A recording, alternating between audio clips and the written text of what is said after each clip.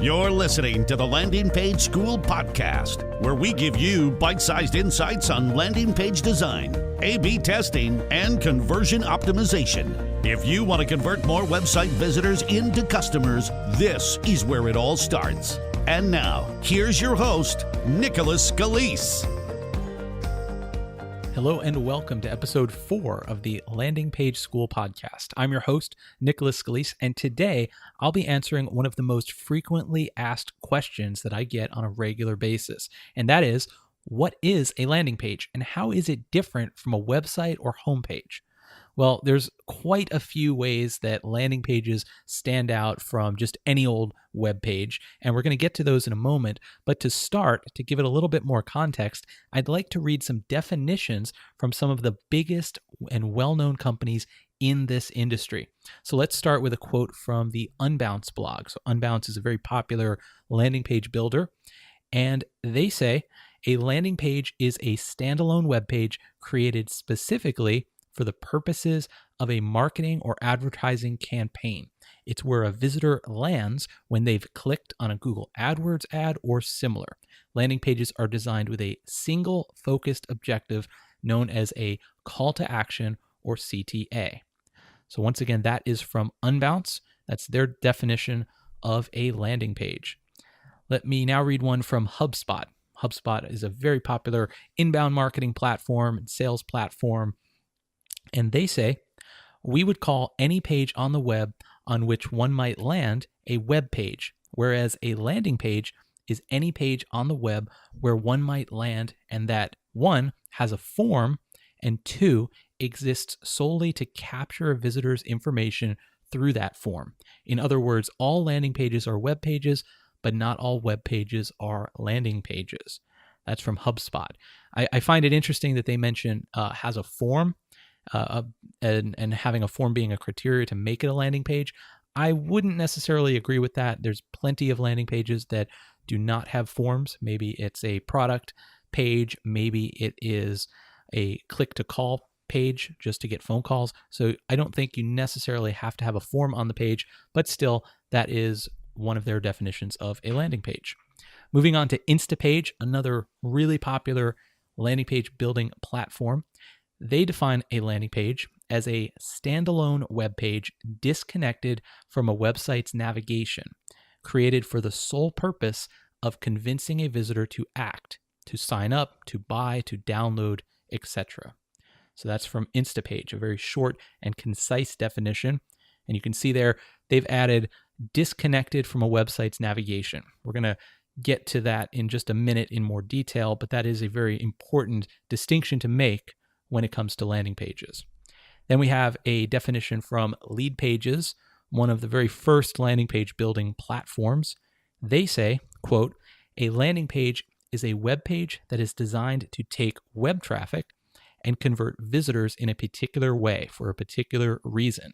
In other words, landing pages are created to get people to do something, ideally just one thing. And there's a few primary actions that any business might want people to complete on a given landing page. For instance, they give these examples: subscribe to an email newsletter, download a piece of content like an ebook or a free report, register for a live or a digital event like a webinar or a conference, or purchase an actual product or service being offered. That definition is from Leadpages. And then we have a definition from PageWiz, and they say, quote, in its simplest form, a landing page is the web page on your site where you want a visitor to land that will present the most critical information about your product or service and then presents a call to action that moves the person from acquiring information to performing an action that generates a potential or actual sale. So with their definition from PageWiz, it's about getting people to take action. So there you have it. Those are some definitions from very well-known sources in the landing page space or the conversion optimization or marketing space. And are you starting to see the trend? There's definitely a trend here in these definitions. And I would say for pretty much all of them, one key distinction that's being made is that a landing page should have one specific goal. It's not to be distracting. It's not to be a page that appeals to many different purposes. It is very, very focused. So landing pages should have one specific goal. And basically, another way to think about this is if you look at the average homepage, usually that page is about asking the question, what do you want to do? You're basically asking the visitor, hey, thank you for visiting. What would you like to do? Would you like to contact us? Would you like to learn more about us? Would you like to read our blog? Would you like to schedule a consultation? Would you like to buy these products, view these products? There's so many different things you can do when you land on most homepages, but that's not what a landing page is about. So instead of asking, what do you want to do? A landing page asks, or basically tells you, you should do this. So it's not about asking you what to do, but it's about telling you, this is what you should do. This is the offer. You should either download this ebook or fill out this form or give us a call or make this purchase. It's about taking action. So I hope that is helpful. Those are just a few different ways to understand the difference between landing pages and web pages in general. And this is very important to understand because it's one of the most common problems that I see when reviewing landing pages and when talking about landing pages is that a lot of folks, they still send their campaign traffic to their homepage. And that is just one of the biggest missteps you could make when you are paying for traffic, because you don't want to distract people. As I've said on a previous episode, Donald Miller over at storybrand.com, he loves to say, if you confuse, you lose. So if you have a confusing landing page experience or a confusing website, and that's where you're sending your traffic, you're basically wasting money. You need everything to be focused and targeting just one specific goal.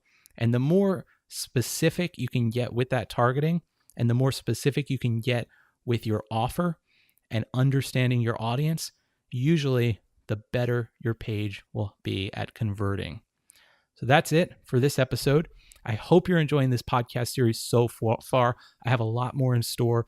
If you have any ideas for topics or questions that you would like to have covered on future episodes, please email me at hello@landingpageschool.com. And if you're enjoying the podcast, please hit that subscribe button and go ahead and leave a rating and review on iTunes. That's one of the greatest ways you can show your support for this brand new series. And I will see you in the next episode.